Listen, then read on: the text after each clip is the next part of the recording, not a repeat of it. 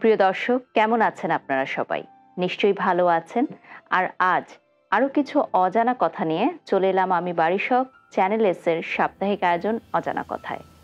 প্রতিদিনের মতোই আজও আমাদের স্টুডিওতে উপস্থিত আছেন একজন নতুন অতিথি, একজন তারকা প্রিয় মুখ, যার জীবনের নানান অজানা কথা তুলে ধরব আমাদের আজকের আয়োজনে।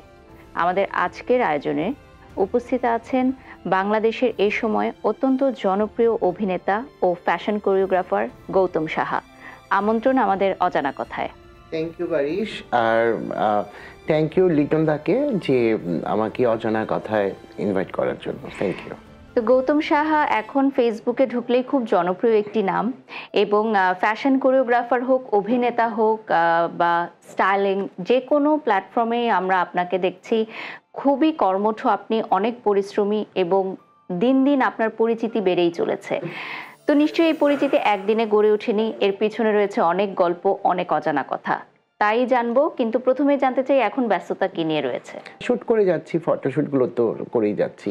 এই মুহূর্তে আপনার কাজের পরিধিটা যতটুকু রয়েছে, আপনি কি সন্তুষ্ট, নাকি আপনি আরো অনেক কিছু চেয়েছিলেন? আমি উপরওয়ালার কাছে শুকরিয়া যে আমি যতটুকু কাজ করছি আমি মানে চলে যাচ্ছে।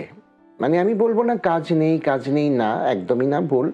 আমার এভরি মান্থ কাজ আছে, প্রচুর কাজ আছে। আমি মানে কাজের মধ্যেই থাকি। তো গৌতম দা, আপনার কাছে জানতে চাচ্ছিলাম যে আসলে আপনার মিডিয়াতে পথযাত্রা শুরু কবে, আর তার আগে শৈশবটা জানতে চাই। আগে শৈশব দিয়ে শুরু করুন।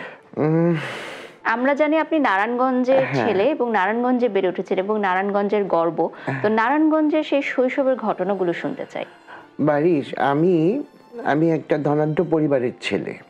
আমাদের বিজনেস ছিল শিপিং বিজনেস, এবং আমাদের ওয়েস্ট কটন বিজনেস, যেটা আমি জন্মের থেকেই না আমি দেখে আসছি। আমার বাবার দুটা গাড়ি, এবং রাজার হালে ছিলাম।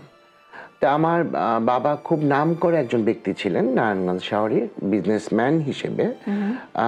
আমরা অনেকগুলো ভাই বোন ছিলাম। আমি ছোটবেলা থেকে আমার ধ্যান জ্ঞান ছিল এই মিডিয়া, কিন্তু আমার ফ্যামিলি কিন্তু কেউ মিডিয়াতে নেই।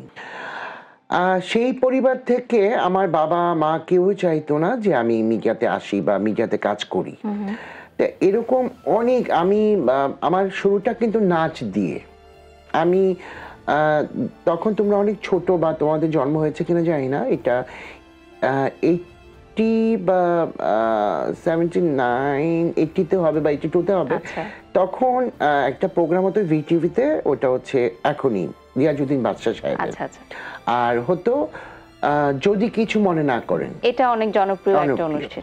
জনপ্রিয় এই অনুষ্ঠানগুলোতে আমার খুব পার্টিসিপেট করার ইচ্ছা ছিল, কিভাবে করব। তখন কিন্তু আমি স্টেজ প্রোগ্রাম করি, তখন আমি লিউ ক্লাব করি, নারায়ণগঞ্জে লিউ ক্লাব করি, তারপরে স্কুলের প্রোগ্রামগুলোতে অ্যাটেন্ড করি, বাট স্টেজে যাওয়ার মতো আমার সেই সুযোগ হয়নি।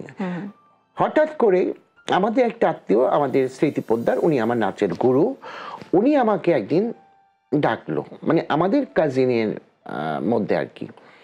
তা ডাকলো পরে উনি বললো যে তুই তো ভালো নাচিস, চল তুই আমার সাথে ডুয়েট নাচ কর। আমি বললাম যে ঠিক আছে।